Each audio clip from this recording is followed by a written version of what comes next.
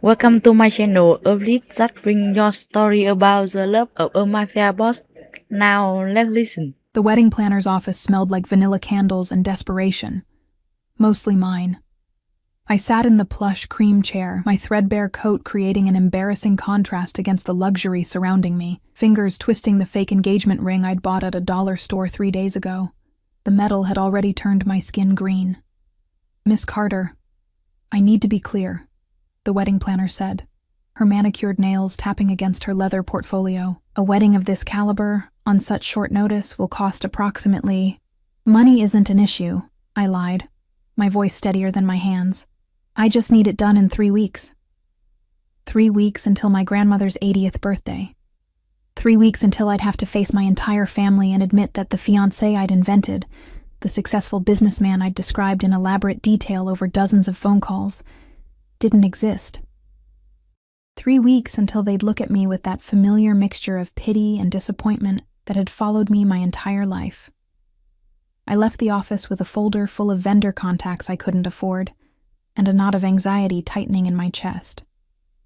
The late October air bit through my thin coat as I walked toward the bus stop, my breath forming small clouds in the darkening evening. I'd solve this.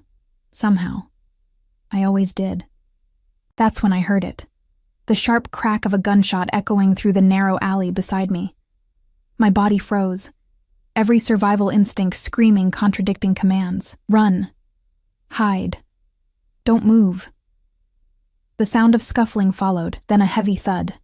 Before my rational mind could stop me, I was moving toward the sound, my phone already in my hand, fingers hovering over 911. I peered around the corner of the alley, and my breath caught. A man stood in the shadows, backlit by a single flickering streetlight. Even in silhouette, he radiated something that made my skin prickle. Power, danger, control. He wore a black suit that probably cost more than my entire year's rent, the fabric catching the dim light as he moved. 3 other men flanked him, all dressed similarly, all watching as a 4th man lay crumpled on the ground, clutching his leg and whimpering. "I hate repeating myself, Marco," the man in the center said, his voice smooth, almost gentle. That gentleness made it more terrifying. "Where's the money?" I should have left, should have turned around and pretended I'd seen nothing. But my stupid, clumsy body betrayed me. My foot caught on an overturned crate, sending it scraping across the concrete with a sound that seemed to echo like thunder.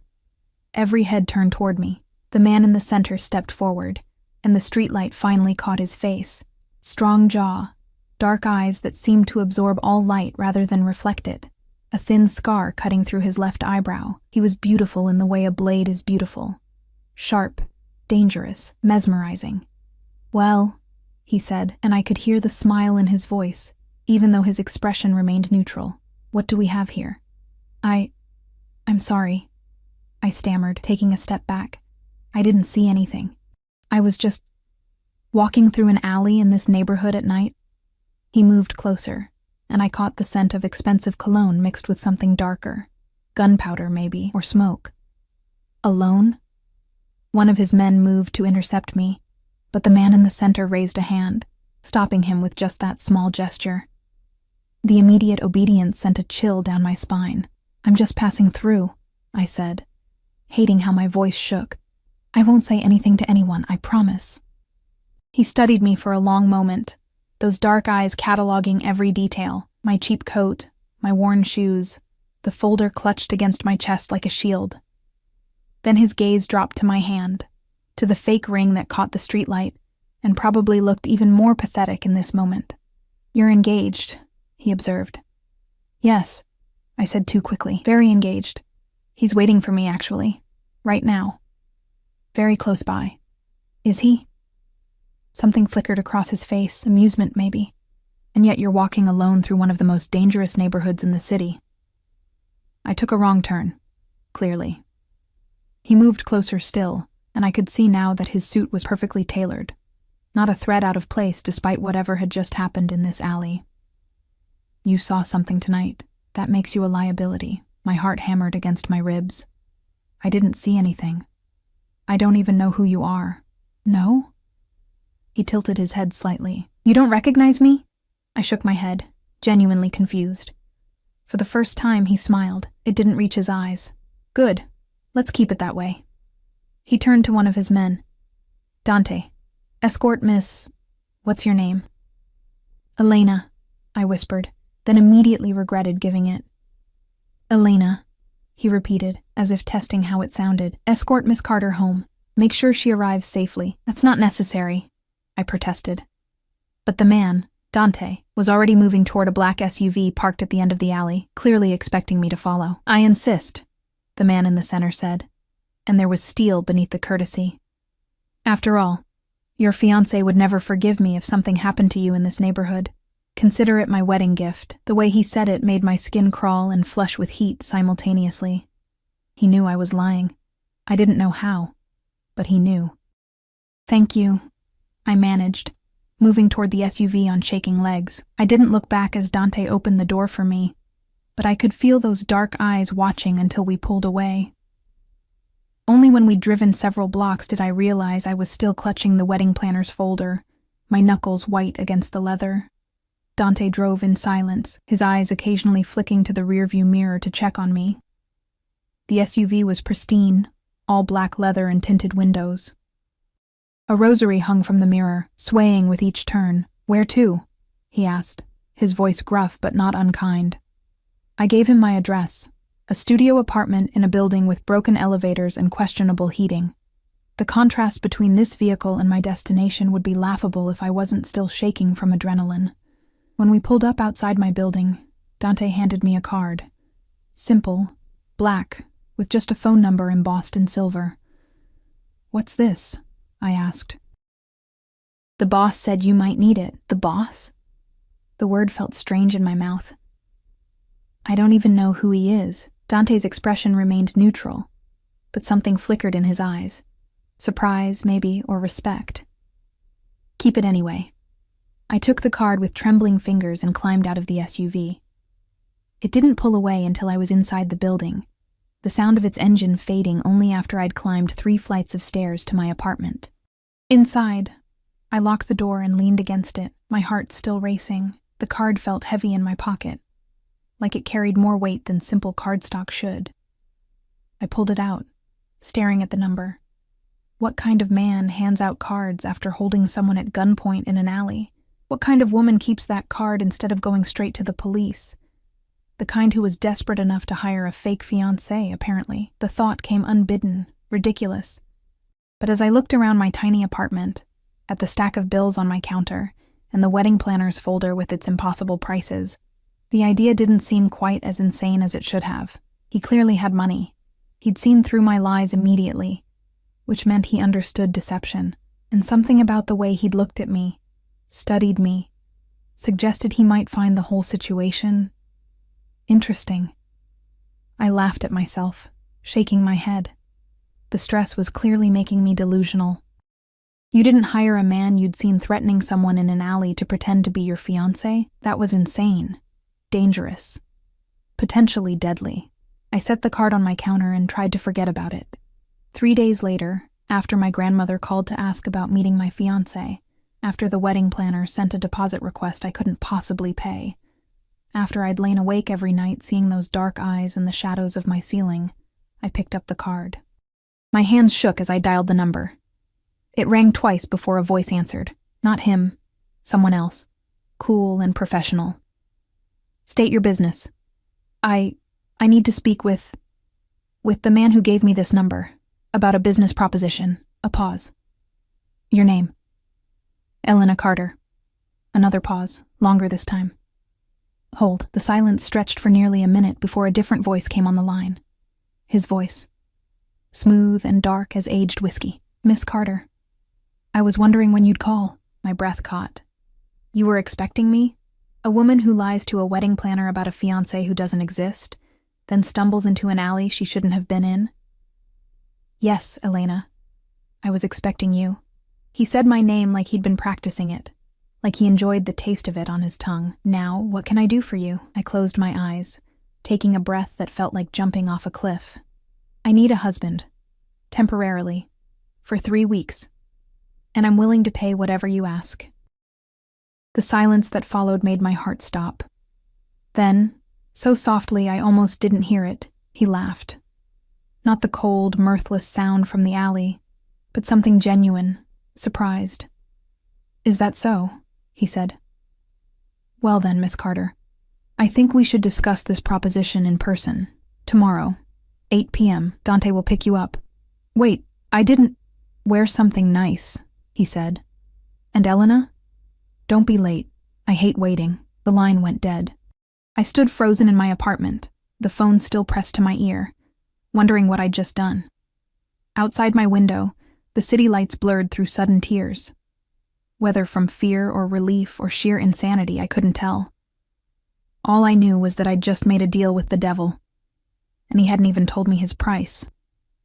Dante arrived at exactly 8 p.m., the black SUV idling outside my building like a predator waiting for prey. I'd spent 2 hours getting ready, cycling through every piece of clothing I owned before settling on the only dress that didn't look like I'd bought it at a thrift store. A simple black sheath that I'd splurged on for job interviews I never got. My hands trembled as I applied mascara, nearly poking myself in the eye twice. This was insane. I was getting into a car with a man who worked for someone I'd seen threatening people with guns. But the alternative was facing my grandmother, my aunts, my cousins. All of them who'd watched me struggle and fail at everything I'd ever tried. And admitting I'd invented a fiancé because I was too pathetic to find a real one. The SUV's interior smelled like leather and something spicy. Cologne, maybe his cologne, and my stomach twisted with nerves. Dante didn't speak as we drove, but I caught him glancing at me in the mirror, something almost like concern in his eyes. "Where are we going?" I finally asked, my voice barely above a whisper. "Ristorante Nero," he said. "The boss owns it." Of course he did. Of course a man who conducted business in alleys owned an Italian restaurant. Probably used it to launder money or whatever criminals did in movies. The restaurant sat in a part of the city I'd only seen in magazines, all old brick and ivy, with a discreet black awning and no sign. A valet appeared instantly as we pulled up, and Dante came around to open my door, offering his hand like I was someone who mattered. Inside, the restaurant was beautiful in a way that made my chest ache. Low lighting, exposed brick, tables spaced far enough apart for private conversations. A pianist played something soft and melancholy in the corner. The maitre d' took one look at Dante and led us through the dining room without a word, past curious glances from well-dressed diners to a private room in the back. He sat at a table set for two, a glass of red wine in his hand, looking like he'd been carved from marble and expensive fabric. The suit tonight was charcoal gray, perfectly tailored to shoulders that seemed broader than I'd remembered. His dark hair was pushed back from his face, and in the warm light, I could see the scar through his eyebrow more clearly, a thin white line that somehow made him more beautiful rather than less. He stood when I entered, and the gesture was so old-fashioned, so unexpectedly courteous, that I froze. "Elena," he said. And again, the way he said my name sent heat curling through my stomach. "You look lovely." "Thank you," I managed, letting Dante pull out my chair. The man, I still didn't know his name, dismissed Dante with a small nod, and suddenly we were alone, the door closing with a soft click that sounded terribly final. "Wine?" he asked, already pouring before I could answer. "It's a Barolo, 2015, one of my favorites." I took the glass with shaking hands, the wine probably costing more than my monthly grocery budget. He watched me over the rim of his own glass, those dark eyes missing nothing, not my cheap dress, not my nervousness, not the way my fingers twisted in my lap. "You said you needed a husband," he said, cutting straight to the point. "Temporarily. For 3 weeks. I'm curious about the specifics of this arrangement." I took a sip of wine for courage. It tasted like velvet and cherries, and things I couldn't afford. My grandmother is turning 80. There's a big party, family flying in from everywhere, and I told them I was engaged. To someone successful, someone who loved me, because I was tired of being the family disappointment. And this fiancé doesn't exist. No. The admission felt like swallowing glass. "So you need someone to play the part. Convince your family. then disappear after the party. He leaned back in his chair, studying me. What made you think of me? You have money, I said bluntly. You understand deception, and you didn't seem particularly shocked when you figured out I was lying about being engaged. I thought maybe this would be interesting to you, like a game. Something flickered across his face. Surprise, maybe, or approval. Interesting. Most people who see what you saw in that alley either go to the police or try to forget it happened. You called and offered me money. I'm desperate, I said simply. And I got the impression that going to the police about you would be unwise. He smiled then, a real smile that crinkled the corners of his eyes and made my heart stutter. You're smarter than you look, Elena Carter. Is that a compliment? It's an observation. He set down his wine glass, and I noticed his hands. Strong, scarred knuckles, but elegant fingers. Hands that could threaten or caress with equal skill. Tell me about your family. What would I need to know to play this part convincingly? Hope flickered in my chest. Does that mean you'll do it? I haven't decided yet, but I'm intrigued. He gestured for me to continue. Talk. So I did. I told him about my grandmother, about how she'd raised me after my parents died when I was 10, about my cousins who were all doctors and lawyers and engineers, while I could barely hold down a job as a waitress, about how I'd invented this fiancé, James, I'd called him, a businessman who traveled frequently, during a phone call when my grandmother had sounded so worried about me being alone. And the lie grew, he said, understanding immediately. Every phone call, I'd add more details. His favorite food, how we met, what he'd said to me, until he felt more real than anything else in my life. I laughed bitterly. Pathetic, right? Lonely, he corrected, and the gentleness in his voice made my throat tight. There's a difference. A waiter appeared with plates of food I hadn't ordered. Fresh pasta with truffle oil, perfectly cooked seafood, vegetables that looked like art. The man waved the waiter away and pushed one plate toward me. Eat, he commanded softly. You're too thin. When was the last time you had a real meal? The question was too intimate, too knowing. I eat fine. You're lying again. He picked up his fork. I can always tell when you're lying, Elena. Your left eye twitches, just slightly. I touched my eye self-consciously, and he smiled. We ate in silence for a few minutes, and despite everything, the danger, the strangeness, the absolute insanity of this situation, the food was incredible. I couldn't remember the last time I'd tasted something so good. You still haven't told me your name, I said finally. He paused, his fork halfway to his mouth, then set it down carefully. No, I haven't. Why not? Because names have power, Elena. Once you know mine, truly know it, there's no going back from this. You become part of my world, whether you want to be or not. A chill ran down my spine. I just need you to pretend for 3 weeks. That's all. Then we go our separate ways. Is that what you think will happen? He leaned forward, and suddenly the space between us felt charged. Electric. You think you can walk into my world, use me for your purposes, and then walk away unscathed? I'm paying you, I said, trying to sound brave. This is a business transaction. And what are you offering to pay me with, Elena? His voice dropped lower, more intimate. You can barely afford rent. The wedding planner's deposit alone would bankrupt you. So what currency are you offering?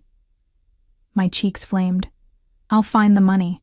I'll work extra shifts. I don't want your money. He said it so simply, so finally, that I froze. Then what do you want? He was quiet for a long moment, studying me with an intensity that made me feel naked despite being fully clothed. 3 weeks, you said, as your husband. Fake husband. He picked up his wine again, swirling it thoughtfully. Here's my counteroffer. I'll play your devoted fiancé. I'll convince your family that I'm madly in love with you. I'll give you the wedding of your grandmother's dreams. And in return, you'll give me the same 3 weeks. I don't understand. You'll live as my wife, in my home, under my protection. You'll attend events with me, meet my associates. You'll play the part as convincingly as I'll play mine. Why? The word came out as a whisper. Why would you want that? His expression shifted, something dark and complicated passing behind his eyes. Let's just say I have my own reasons for needing a wife, temporarily. And you, Elena Carter, with your terrible lies and desperate eyes, walked into my life at precisely the right moment. That doesn't answer my question? No, he agreed. It doesn't, but it's all the answer you're getting tonight. He extended his hand across the table. Do we have a deal? I stared at his hand, at the scars on his knuckles, at the gold watch on his wrist that probably cost more than everything I owned combined. This was insane, dangerous. I knew nothing about this man except that he was violent, powerful, and looking at me like I was something precious he wanted to keep. But I was out of options, out of time, out of everything except desperation and the crushing weight of disappointing everyone who'd ever loved me. I took his hand. His fingers closed around mine, warm and strong. And I felt the moment like a door slamming shut, locking me into something I didn't understand.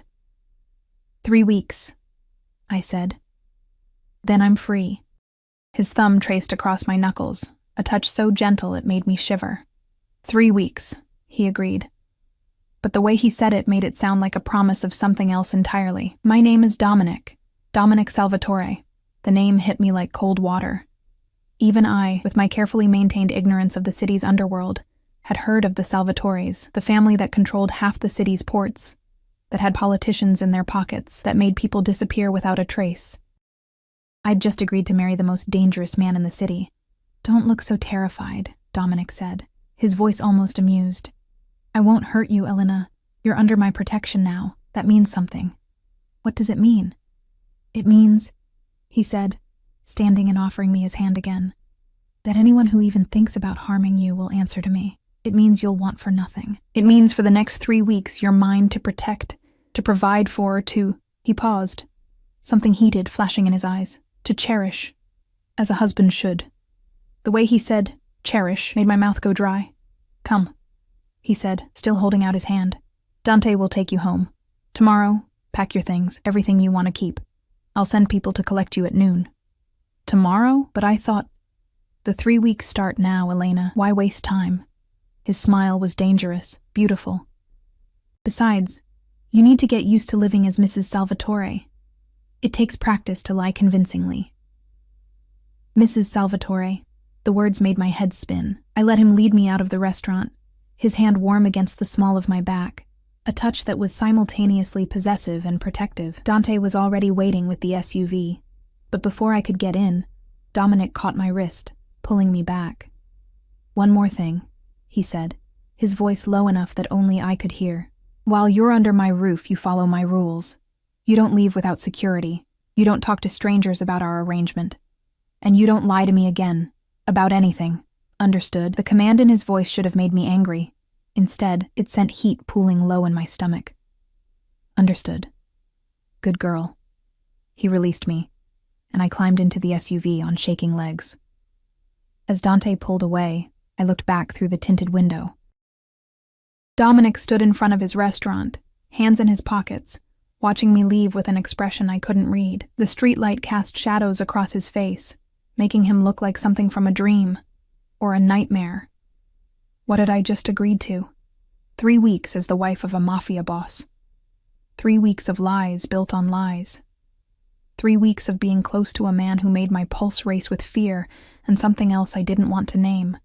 I touched my wrist where he'd grabbed me, feeling the ghost of his fingers like a brand. Tomorrow, my life would change. Tomorrow, I'd step into Dominic Salvatore's world, and somehow, I knew that 3 weeks wouldn't be enough time to escape it. The penthouse was obscene in its luxury. Floor-to-ceiling windows overlooked the city like Dominic owned every building, every street, every soul below. Marble floors caught the afternoon light, throwing prisms across furniture that belonged in museums. The living room alone was larger than my entire apartment building. I stood in the entryway with my 2 pathetic suitcases, feeling like a smudge on a pristine canvas. Your room is this way, Dominic said, his hand again at the small of my back, guiding me down a hallway lined with abstract art that probably cost millions. He'd been waiting when his men arrived to collect me, dressed more casually today in dark slacks and a white shirt with the sleeves rolled up, revealing forearms corded with muscle and scattered with more scars. My room? I echoed. We're not sharing a bed? He glanced at me, amusement dancing in those dark eyes. Not unless you ask very nicely, Elena. Heat flooded my cheeks. I didn't mean, relax. He pushed open a door, revealing a bedroom that took my breath away. A massive bed with silk sheets, another wall of windows, a bathroom visible through an open door that had a tub big enough to swim in. You'll have your privacy. My room is at the other end of the hall. I stepped inside, my worn sneakers sinking into carpet so plush it felt like walking on clouds. This is too much. You're my wife now. You'll get used to it. He set my suitcases on the bed, and they looked even more pathetic against the expensive linens. Tonight, we have dinner with some of my associates. Consider it your first test. My stomach dropped. Tonight? But I just got here. I need time to what? Prepare? He moved closer, and I could smell his cologne again, that dark, spicy scent that made my head spin. This is the preparation, Elena. You wanted me to play your devoted fiancé. Well, I need you to play my devoted bride. Starting now. I don't know how to act around people like you, I admitted, hating how small my voice sounded. People like me.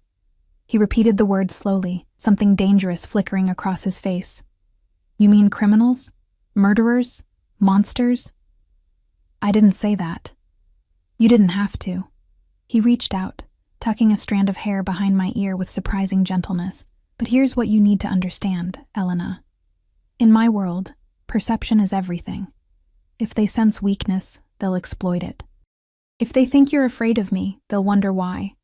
And if they wonder why, they'll start asking questions we don't want answered. So what do?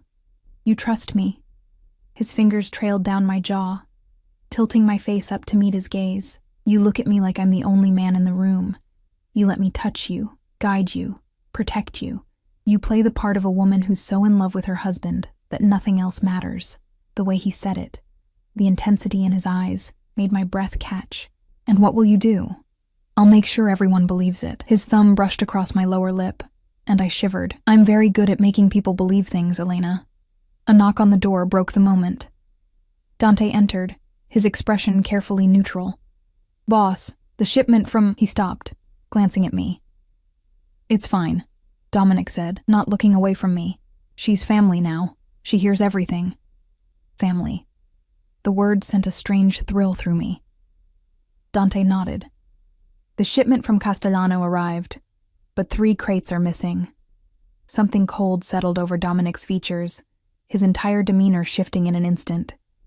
The man who'd been touching me gently became someone else, someone harder, more dangerous.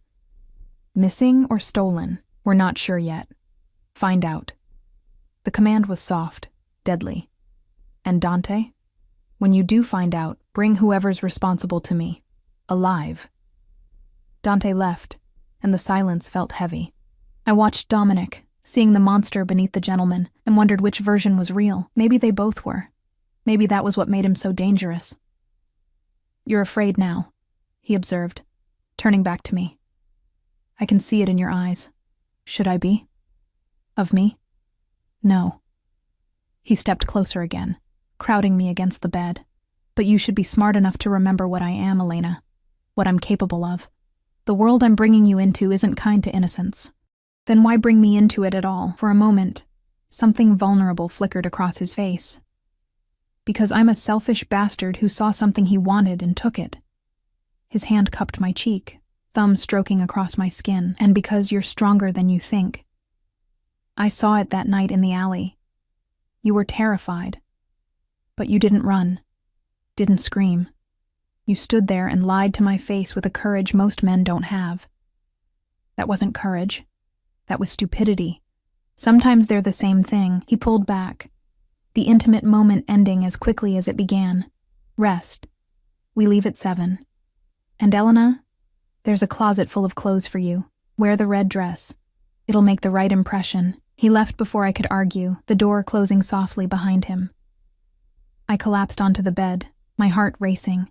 What had I gotten myself into? 3 weeks suddenly felt like a lifetime. The red dress fit like it had been made for my body, because it probably had been. Somehow Dominic had known my exact measurements. The knowledge should have creeped me out. Instead, It sent a confusing mix of emotions through my chest as I stared at myself in the mirror. I looked different, expensive, the kind of woman who belonged on a man like Dominic Salvatore's arm. A knock on the door made me jump. "Come in," I called, expecting Dante. It was Dominic. He stood in the doorway, dressed in a black suit that made him look like sin personified, and the way his eyes traveled over me made my skin burn. "Perfect," he murmured, moving into the room. "But you're missing something." He pulled a jewelry box from his pocket, opening it to reveal a necklace that made my breath stop. Diamonds and rubies woven together in an intricate pattern, the kind of piece you saw in museums under glass. "I can't wear that," I whispered. "It's too much." "You're my wife. It's expected." He moved behind me, and I watched in the mirror as he fastened the necklace around my throat. His fingers brushed against my skin, and I shivered. "There. Now you look the part." The necklace sat heavy and cold against my collarbone, a beautiful chain. Looking at our reflection, him in his dark suit, me in red and diamonds, his hands on my shoulders, we looked like we belonged together. Like the lie was truth. "Who are these people we're meeting?" I asked, trying to focus on anything except how close he was standing. "Business associates. They've been asking questions about my personal life. Tonight, you're the answer to those questions." His eyes met mine in the mirror. "Some of them will try to intimidate you. Others will try to charm you. All of them will be watching for weakness. What if I mess up? You won't." His hands tightened on my shoulders.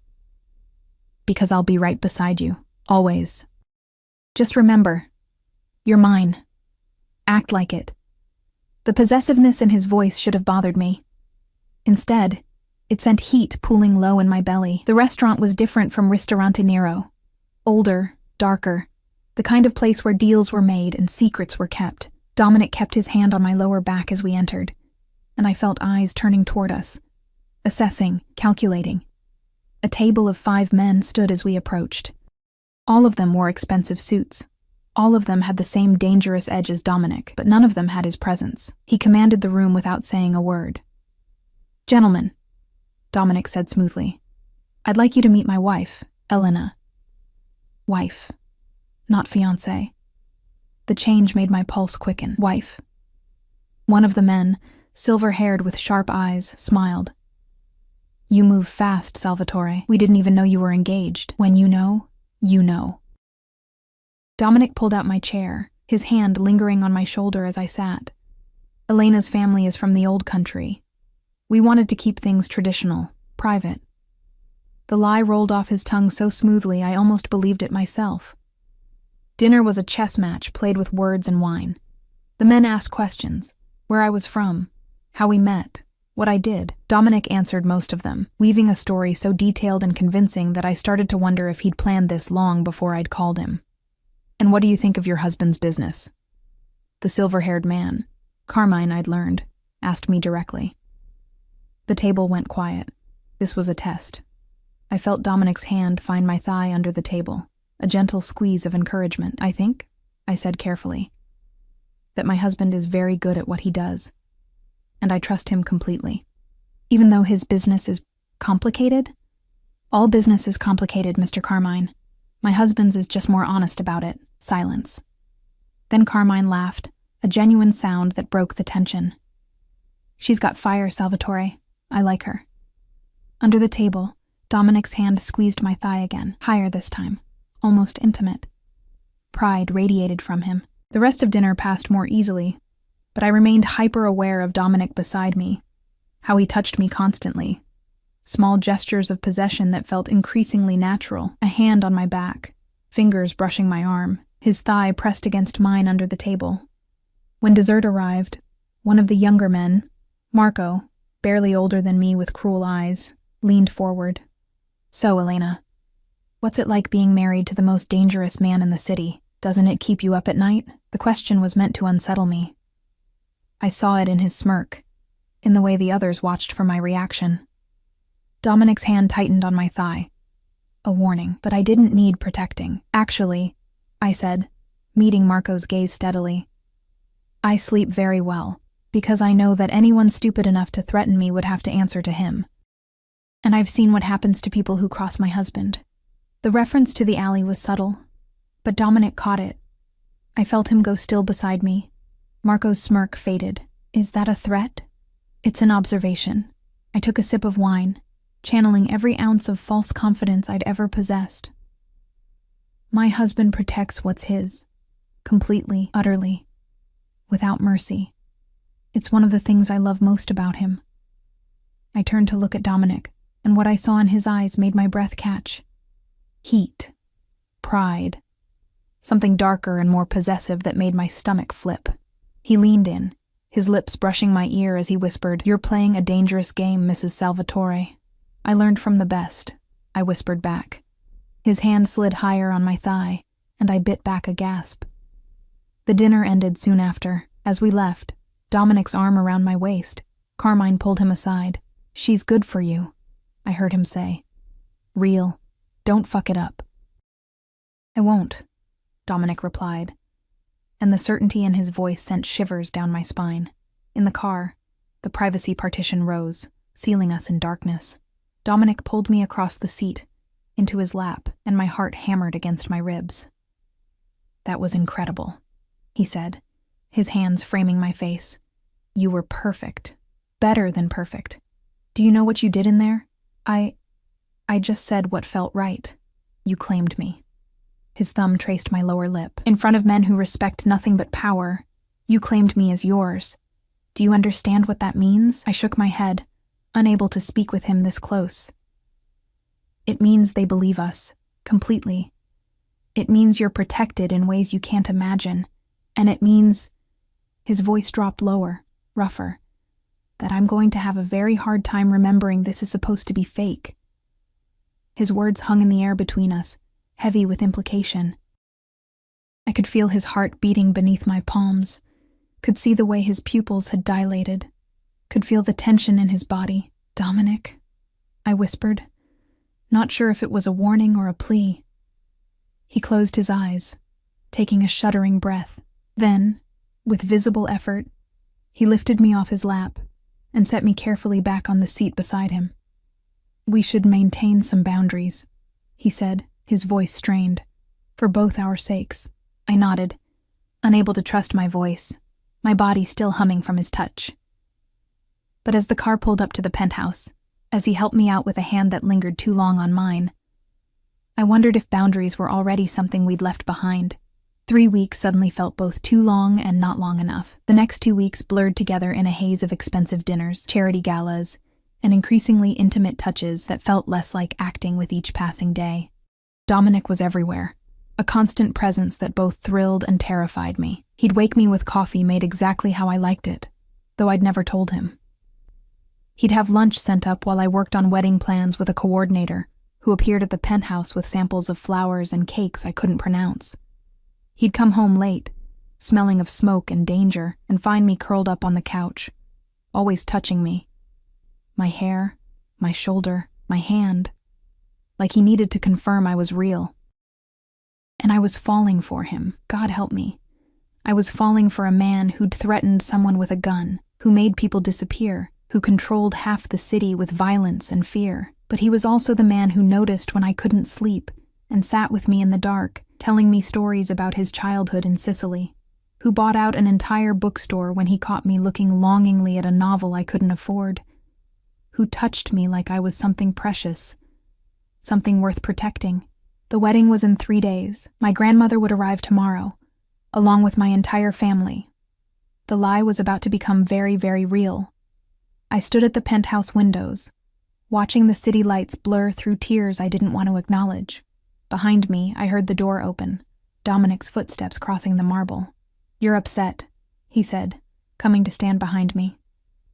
Not touching, but close enough that I could feel his heat. "I'm fine." "You're lying." His reflection appeared in the glass beside mine. "Your left eye is twitching." Despite everything, I smiled. "You and that tell." "What's wrong, Elena?" His hands settled on my shoulders, thumbs rubbing gentle circles. "Talk to me." "This is all getting too real," I admitted. "My family arrives tomorrow. We're getting married in 3 days." And then what? It ends? We just go back to pretending we never knew each other? His hands stilled. Is that what you want? I don't know what I want anymore. I turned to face him, and the vulnerability in his eyes nearly undid me. You're not what I expected, Dominic. You're supposed to be this monster, this dangerous criminal, but you're... What? His voice was rough. What am I, Elena? Kind, I whispered. You're kind to me.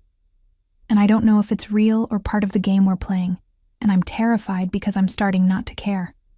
Something shifted in his expression. Relief, maybe, or hunger. You want to know what's real? He cupped my face in his hands, tilting my head back to meet his gaze. This. The way I can't stop thinking about you. The way I come home earlier than I need to because I want to see you. The way I want to kill any man who looks at you too long. That's real, Elena. Too fucking real. My breath caught. Dominic. I wasn't supposed to care about you, he continued, his voice low and intense. You were supposed to be a means to an end. I needed a wife to convince some very dangerous people that I was settling down, becoming respectable. But then, you walked into that alley, scared and lying and so goddamn brave, and I couldn't stop myself. From what? From wanting you. His thumb traced my lower lip. From needing you. From planning ways to keep you here long after these 3 weeks are over. The confession hung between us, charged and dangerous. I should have been afraid. Should have pulled away. Instead, I found myself leaning closer. The wedding, I whispered. It's supposed to be fake. I know. But my grandmother will be there. My family. They'll think it's real. I know. And after the 3 weeks, don't. His forehead pressed against mine. Don't think about after. Not tonight. He was giving me an out, a chance to step back from this precipice we were both standing on. But I'd been standing at the edge for 2 weeks, and I was tired of being afraid. I kissed him. Or he kissed me. I wasn't sure who moved first, only that his mouth was on mine, and the world tilted sideways. He tasted like whiskey and darkness, and something addictive I'd been craving without knowing it. His hands tangled in my hair, tilting my head to deepen the kiss, and I melted against him, with a sound that was half gasp, half surrender. Elena, he groaned against my lips. If we do this, there's no going back. You understand that? I don't want to go back, I breathed. And it was the most honest thing I'd said since meeting him. He lifted me effortlessly, my legs wrapping around his waist as he carried me down the hallway. Not to my room, I realized, to his. The symbolism wasn't lost on either of us. His bedroom was dark, masculine, dominated by a massive bed I'd imagined more times than I wanted to admit. He laid me down on sheets that smelled like him, covering my body with his, and every touch, every kiss felt like a promise and a threat. I'm not a good man, he whispered against my throat. I've done terrible things, hurt people, killed people. You should run from me, Elena. I'm not running. My hands slid under his shirt, feeling the scars I'd wondered about, the muscles that tensed under my touch. I'm choosing you. Right now. This moment. I'm choosing you. Something broke in him at those words. The careful control he'd maintained shattered, and he claimed me with a possessive hunger that should have frightened me but instead made me feel cherished, wanted, protected. He learned my body like he learned everything else, with intense focus and devastating precision. Every touch calculated to make me gasp, every kiss designed to leave me breathless. And when he finally pushed inside me, filling me completely, his eyes never left mine. Mine, he growled, moving with a controlled power that made stars explode behind my eyes. Say it, Elena. Say you're mine. Yours, I gasped, nails digging into his shoulders. I'm yours, Dominic. Only yours. The words unlocked something primal in him. He made love to me like he did everything else, with complete dominance and surprising tenderness, pushing me higher and higher until I shattered in his arms, his name a prayer on my lips. After, wrapped in his arms with my head on his chest, listening to his heartbeat slow, I felt the walls I'd built around myself crumble completely. "I love you," I whispered into the darkness, not expecting him to hear, not brave enough to say it louder. But his arms tightened around me. "I know," he murmured against my hair. "I've known for a while. And Elena? I love you too. More than I should. More than is safe for either of us." I tilted my head to look at him. "What does that mean?" "It means," he said, his expression serious, "that I'm keeping you. Not for 3 weeks. Not for show. Forever. And I'll burn down anyone who tries to take you from me." The declaration should have scared me. Instead, it felt like coming home. My grandmother arrived the next morning like a tiny, elegant hurricane. Maria Santos was 79, stood barely 5 feet tall, and had raised me with an iron will wrapped in unconditional love. She took one look at the penthouse, at Dominic standing beside me with his hand on my lower back, and her eyes went sharp with assessment. "So?" she said in Portuguese, which Dominic shouldn't have understood. "This is the businessman you told me about." "Yes, Vovô," I replied in the same language. "This is Dominic." She studied him for a long moment, then switched to English. "You love my granddaughter?" Dominic didn't hesitate. "More than my own life, Señora." "Good. Because if you hurt her, I will find a way to hurt you back. I am old, but I know people." The threat was delivered with a sweet smile.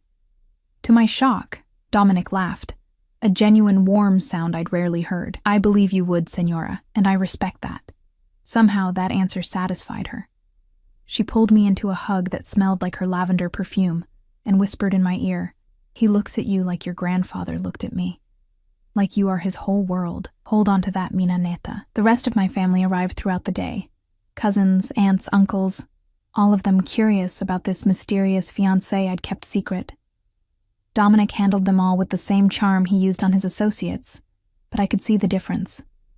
With them, he was genuine, warm. He asked my cousin about her medical practice, discussed architecture with my uncle, even played with my youngest nephew, letting the boy climb all over him without complaint. "He's wonderful," my Aunt Maria whispered to me, watching Dominic laugh at something my cousin said. "How did you find him?" "I wasn't looking," I admitted. "He just appeared when I needed him most." It was more true than she knew. That night, after everyone had left, Dominic found me on the balcony. The wedding was tomorrow. In less than 24 hours, I'd be walking down an aisle toward a man who'd entered my life as a lie and become my truth. "Nervous?" he asked, handing me a glass of wine. "Terrified," I admitted. "What if someone figures out how this started? What if they realize—" "Elena," he turned me to face him. "No one is going to realize anything except that I'm madly in love with my wife, because that's the truth. But the beginning doesn't matter." His hands framed my face. "We chose each other. Maybe the circumstances were unusual, but the result is real. You're real. This is real. Everything else is just details. Details that involve you being a mafia boss. About that." He took a breath. "After the wedding, I'm stepping back. Not leaving the family business entirely. That's not possible. But I'm delegating more, taking fewer risks, because you've made me want something I never thought I'd have." "What's that?" "A future." His smile was soft, vulnerable. "A life that doesn't end in violence. Maybe even—" He paused, looking almost shy. "Children. Someday." The image hit me hard, if you want that. Dominic with our child. The same tenderness I'd seen with my nephew, but magnified. "I want that," I whispered. "I want everything with you." He kissed me then, soft and sweet, a promise sealed with touch. But as I fell asleep in his arms that night, a part of me whispered that happiness this perfect couldn't last, that the danger Dominic lived with would eventually find us. I should have listened to that whisper. The morning of the wedding, I woke alone. A note on Dominic's pillow read, "Tradition says I shouldn't see you until the ceremony, but know that I'm counting every second until you're officially mine. D." I smiled, pressing the note to my chest, then started getting ready. My grandmother helped, her gentle hands fixing my veil, her eyes bright with tears. "You look just like your mother did on her wedding day," she whispered. "She would be so proud of you, Minanera." The wedding was small, just family and a few of Dominic's associates, held in a private garden he'd rented out. White flowers everywhere, string lights turning the evening into magic. As I walked down the aisle on my uncle's arm, I saw Dominic waiting at the altar. He wore a black tuxedo that made him look like sin and salvation combined, but it was his expression that stopped my heart. Awe, love, possession. Like I was the only thing in the world that mattered. When I reached him, he took my hand, and I felt it again. That sense of rightness, of coming home. The ceremony was traditional, beautiful. But as we exchanged vows, promises that had started as lies but had become truth somewhere along the way, I saw movement at the edge of my vision. A man I didn't recognize, watching from the shadows. He caught my eye and smiled, a cruel, cold smile that made my blood freeze. Then he was gone. "Elena?" Dominic's voice pulled me back. "Are you all right?" I looked at him, at the concern in his dark eyes, and decided not to ruin this moment. Probably nothing. Just paranoia. "I'm perfect," I whispered. He kissed me then, sealing our vows, and the garden erupted in applause. As he pulled me close, his lips against my ear, he whispered, "Mine. Forever." "Forever," I agreed. But even as I smiled and celebrated, even as I danced with my new husband under the stars, I couldn't shake the memory of that stranger's Danger was smile. coming. I just didn't know it would arrive so soon. The threat came 3 days after the wedding. I was alone in the penthouse. Dominic had gone to a meeting he'd promised would be his last before stepping back, and Dante was stationed outside the door. My grandmother had flown home that morning, tearful and happy, convinced her granddaughter had found true love. She wasn't wrong, but she also didn't know the whole truth. I was reviewing thank you notes when my phone buzzed with a message from an unknown number. "Beautiful wedding, Mrs. Salvatore. Shame it won't last." Attached was a photo, me in my wedding dress, Dominic's hand on my waist, but it was taken from an angle that suggested the photographer had been hidden in the garden, watching, waiting. My hands shook as I called Dominic. He answered on the first ring. "Elena? What's wrong?" I got a text. A threat, I think. "There's a photo from the wedding. Don't touch anything else. I'm coming home. Now." His voice had gone cold, deadly. "Dante is outside your door. Don't let anyone else in. No one. Understand? Dominic, you're scaring me." "Good. Fear keeps you careful." A pause, then softer. "I'll be there in 10 minutes. I love you." The line went dead. Those 10 minutes felt like hours. I paced the living room, jumping at every sound, my mind racing through possibilities. Who would threaten me? Why? What did they want? When Dominic finally burst through the door, he wasn't alone. Carmine and 2 other men I'd met at various dinners followed him in, all of them armed. The sight of guns in our home made this nightmare suddenly, terrifyingly real. Dominic pulled me into his arms, his hands running over me like he was checking for injuries. "You're okay. You're okay." It sounded like he was reassuring himself more than me. "I'm fine. It was just a text. Show me." I handed him my phone. His expression went murderous as he read the message, studied the photo. "Marco," he said quietly, the name a death sentence. "The guy from dinner?" I remembered those cruel eyes, the way he'd tried to intimidate me. He's been pushing boundaries for months, questioning my decisions, challenging my authority. Dominic's jaw clenched, and now he's threatening what's mine. Carmine stepped forward. "He knows the rules, Dominic. Families are off limits. This is a declaration of war, then we give him one." Dominic's voice was ice. "But first, Elena needs to be somewhere safe. I'm not leaving you," I said immediately. "Elena, no." I grabbed his arm, forcing him to look at me. "You said I was yours, that we were in this together. You don't get to shut me out now just because it's dangerous." Something flickered in his eyes, pride, maybe, mixed with fear. "You don't understand what this means. What I'll have to do." "Then explain it to me." He was quiet for a long moment, his thumb tracing circles on my wrist. Finally, he nodded. "Carmine, sweep the building. Make sure we're secure." Then find Marco. I want him brought to the warehouse, alive. The men left, and suddenly we were alone in the too quiet penthouse. Talk to me, I said softly. What's really happening here? Dominic led me to the couch, pulling me down beside him. Marco's been trying to take over my territory for months. I thought I had it handled, that showing him I was settling down would make him back off. Instead, it gave him a target. His hands fisted. You. He's going after you to get to me. So what do? I end this, tonight, permanently. He looked at me, and I saw the monster he tried to hide, the killer, the crime lord, the man who ruled through fear. I need you to understand what that means, Elena. I'm going to hurt him, probably kill him. Can you live with that? Can you still love me knowing what I'm capable of? I thought about the man who'd threatened me, who'd watched my wedding from the shadows, who'd made Dominic look at me with such fear. Then I thought about the man who'd held me through nightmares, who'd charmed my grandmother, who'd promised me a future. Yes, I said simply, because you're protecting us. Our future. That's what husbands do, right? His kiss was desperate, grateful, claiming. I don't deserve you. Too bad. You're stuck with me. I pulled back, holding his face in my hands. But promise me something.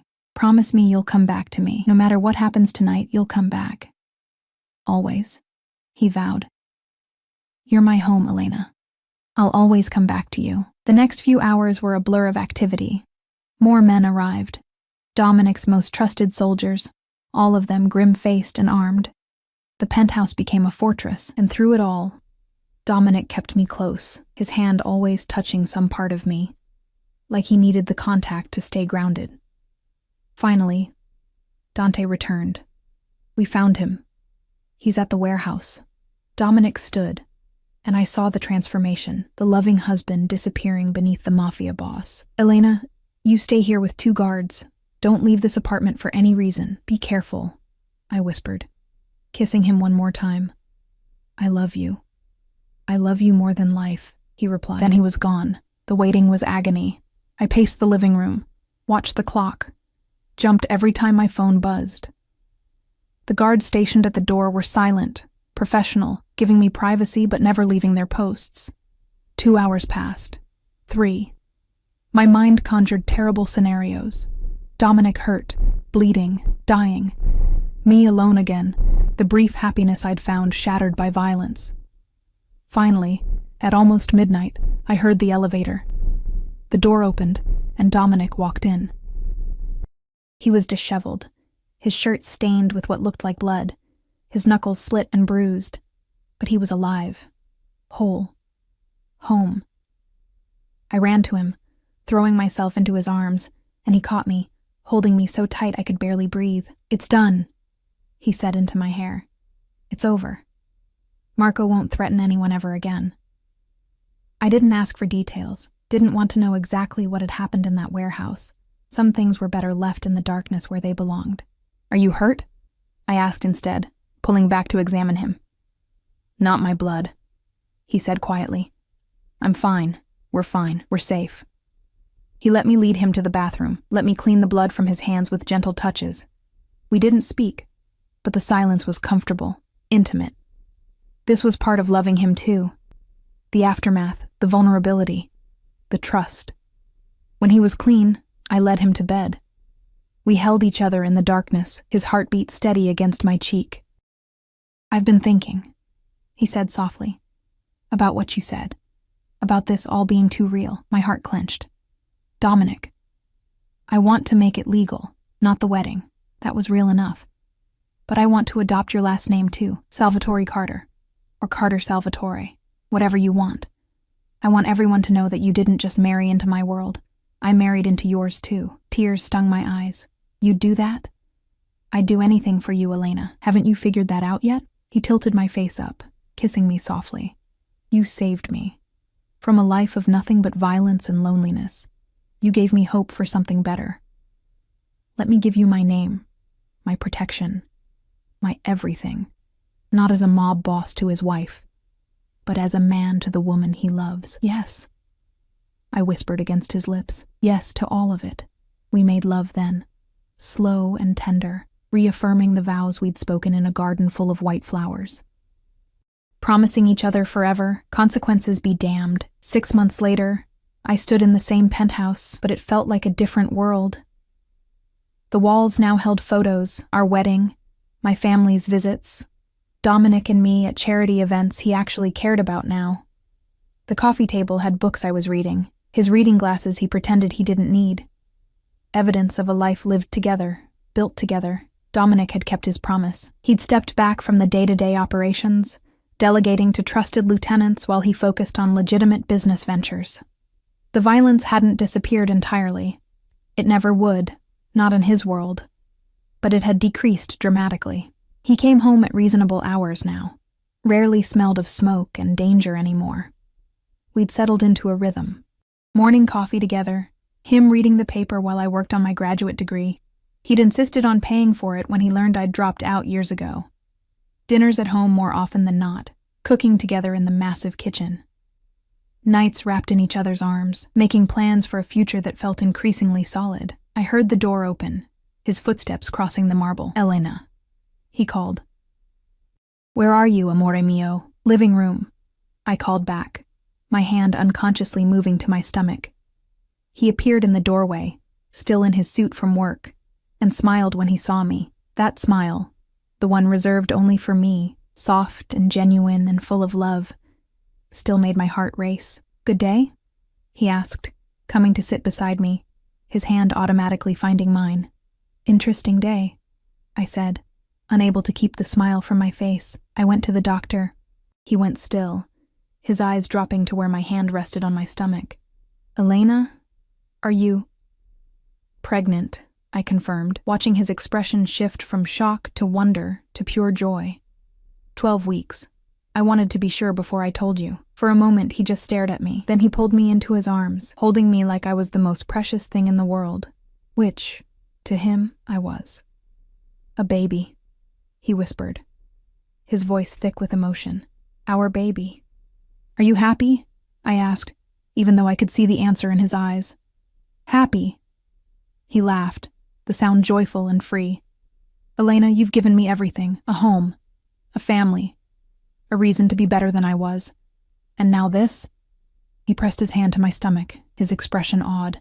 I'm more than happy. I'm complete. I kissed him, tasting salt from tears I wasn't sure were his or mine. I love you, Dominic Salvatore Carter, my fake husband who took the job way too seriously.